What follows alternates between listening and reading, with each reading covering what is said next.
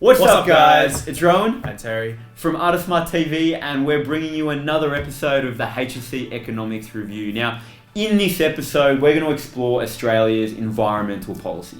And you might be thinking, what policy?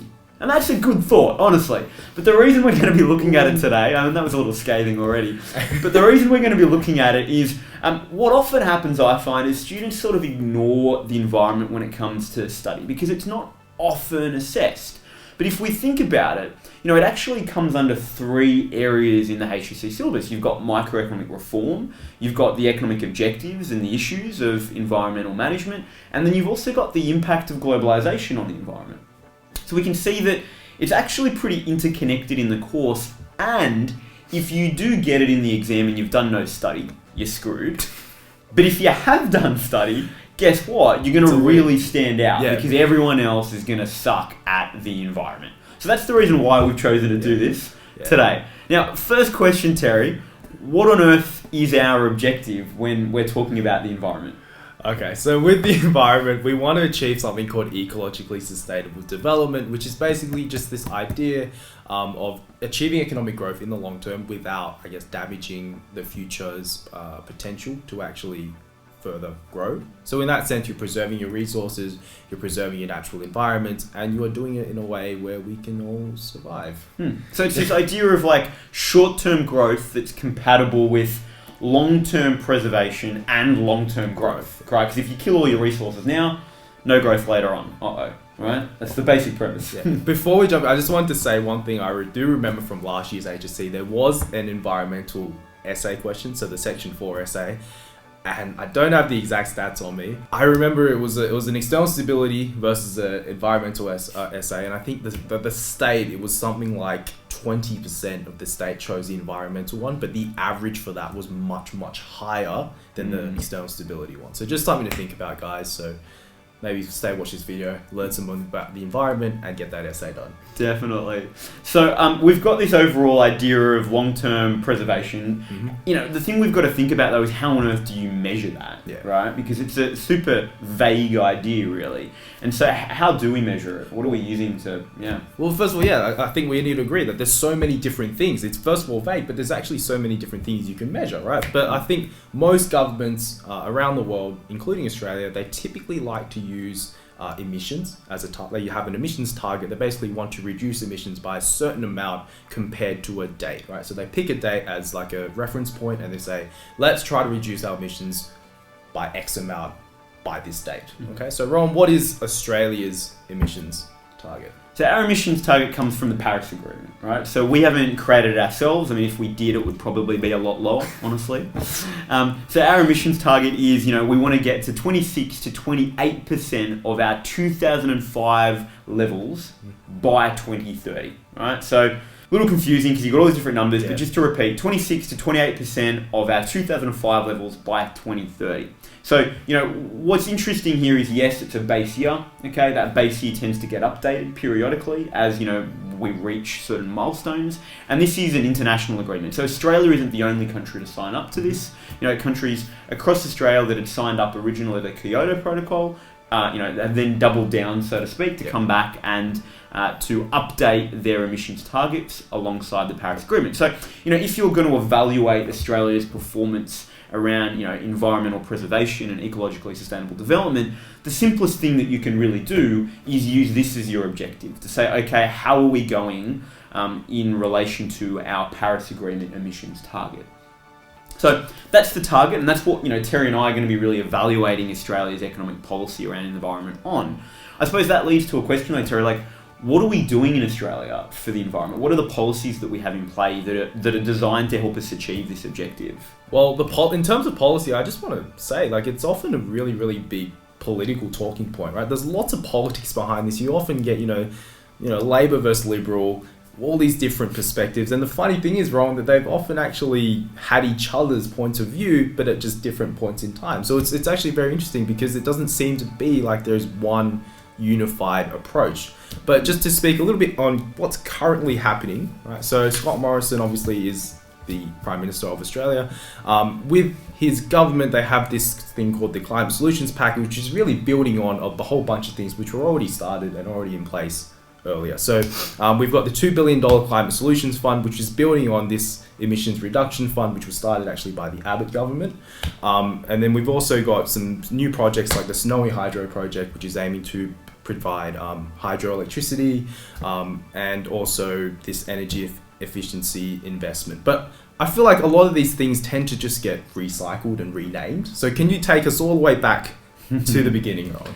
I can, and I just want to add one little point, and I think it's just a sense of, I think the schmozzle that is Australian environmental policy, in that the Liberals were actually the first sort of, party to actually propose for Australia, carbon pricing, which is sort of funny when we think about, if we look at the last 10 years and these attempts to put in a carbon tax and a carbon pricing and a market-based mechanism for carbon and Labor doing it and then Liberals getting re-elected and kicking it out. The irony is that in many cases, yes, as Terry said, one of the parties has suggested it, the other hasn't agreed with it at the time for political reasons.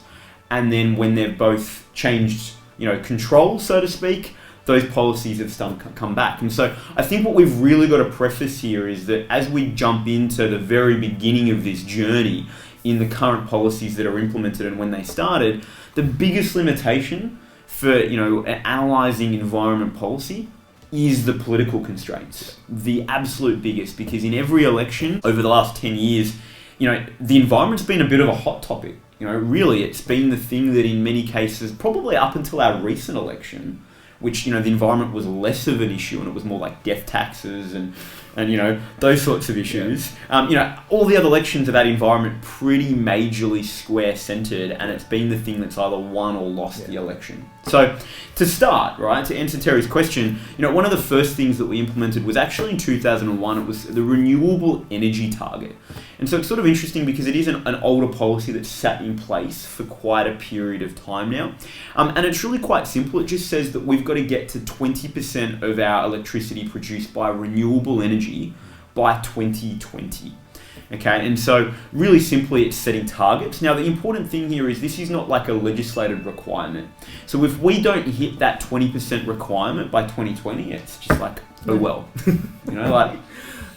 bad luck, oh well, we'll move on. So I think that's the real issue here. Now in saying that, the Clean Energy Regulator is saying that we're going to meet that deadline prior. So, there isn't a sense that, we're going to talk about whether or not this is all true, but they're claiming that we're going to meet it. And I think the important thing to highlight here is that, 20% by 2020 sounds sort of okay, but interestingly in 2017, we were actually significantly behind on that objective, and we've been able to very quickly meet and get close to being on track to sort of satisfying it. And so it does suggest that perhaps we're actually capable of doing a lot more, and we haven't. And if you look at Germany, that's at like, I've got to double check these stats and we'll confirm in the comments afterwards, but from memory, Germany's at like 40 or 50% renewable. They've really gone ahead. So, yes, it's sort of good, that we've got this target, we're on track. It's been around for a little while, but it's taken us, 19 years to get to 20%. We've been pretty slow. And it doesn't compare all that well with the globe. We've basically crammed for the exam in the last year where we had basically. That's a great analogy. Perfect analogy. So what about so that's been around for quite some time. What about the Emissions Reduction Fund? Because that's the sort of next sort of thing, and that's coming in replace of the carbon tax. I was going to say, the Emissions Reduction Fund came in after Tony Abbott won that election on the basis of repealing the carbon tax. As Rowan was saying, it's been such a big focus in politics, right? And so what this Emissions Reduction Fund really was, I feel like, was just a response, right? It was a response. It was anything that would not increase the price of energy for Australians, and people obviously demonstrated that was what they wanted to vote for, right? But what it actually was just this basically this system where firms and farmers could basically come up and develop their own energy efficient projects, and then basically the government would, in this reverse auction system, bid for the most cost effective projects and basically fund those projects so that they would then become more energy efficient. And I think that the thing to highlight is these projects are needing to make a commitment to emissions reduction. So they're saying, hey, we think that by changing what we do here or changing our production process, we can cut emissions by, X ton, right? Whatever it is. And then in return, the government says, well, look, okay, we'll give you money to do so. And so what we've really got here, if we're sort of zooming out for a moment, is we've got a market-based policy, okay? But we've got a carbon tax, which was a market-based policy. And the way in which the carbon tax was working was to go, hey, how do we actually price in the social costs of, carbon emissions into the market? Well, let's increase the cost. Okay, and that'll result in us hopefully decreasing our emission levels. Mm-hmm. The other way to do it is to actually subsidise so that firms will cut the actual emissions. But how do you get a firm to do that if it's going to cost them money so that they don't pass that cost on? You subsidise them. And so we've gone from, and it's an interesting sort of model. We went from a model that generated revenue for the government, but increased the cost of living, right? It cost, increased electricity costs. All of those, costs just get passed on to consumers, to a model that, instead actually is about, trying to arguably lower the cost, okay, through trying to subsidise, but it costs the government money to do so. So, it's an interesting thing, and we're going to jump in and look at the impact of this a little later, but the government has topped this up. So Terry mentioned the more recent climate solutions package. Yep. In the recent budget, the government has added more funds to this subsidy package to support ongoing subsidisation of projects to reduce our emissions. So that's sort of our ERF, our Emissions Reduction Fund. We've got some other stuff going on at the moment as well. We've got a national energy guarantee. What on earth is that? Basically just trying to ensure that we meet these targets again. So again, we're coming to this idea of the target, right? And so and again, it's focusing on the idea that it's going to lower costs while still maintaining this target. And this touches upon the interaction really with our renewable energy target. Because if we're trying to hit 20% by 2020, the concern has been that, South Australia has been a bit of a test case for some of this. And over the last couple of years, as they've made a shift to more renewable energy, there's been lots of blackouts because, renewable energy comes in spurts, in terms of wind and storage is a problem for renewable energy. And so really the National Energy Guarantee is like, how do we get reliability in our system? Well, we need to go to renewable, but we want to make sure it's reliable so that we don't get blackouts. And then on the flip side, yes, we want to try to get the emissions. So it's actually sort of trying to tie together these two policies, right? The renewable energy target and our emission reductions fund into a framework that we can say, well, that's our guarantee. That's what we're working towards. Now, how much of it's been implemented? Has much been implemented so far? No, unfortunately, right? Because the funny thing is, it was going to be implemented. Then Malcolm Turnbull was no longer the Prime Minister, and then actually Labor said that they were going to implement it themselves if they won the election, right? And so it just hasn't worked out. It hasn't worked out. So the only part that was recently implemented was the part that was really not all that impactful, and it was the thing that really agreement could be made on, and that was on just the reliability guarantee. So it's basically saying we're going to make a commitment to be reliable, which is what you would hope your energy would be anyway, right? So the only part that was really implemented was the part that I think there was an assumption of its existence already. The part that was probably needed was to say, well, our emissions, let's actually make some obligations around our emissions. And that hasn't been sort of passed. So I guess what we've now got to look at is that's the state of our environmental policy. We've got an emission reduction fund, we've got a national energy guarantee that's been half implemented, we've got some renewable energy targets. Is it going to work? Right? That's the big question that we need to think about. So, how are we going towards our objective, Terry? Well, I think a lot of this stuff is basically you're relying on a lot of complex analysis, a lot of data modeling to see if you are on track.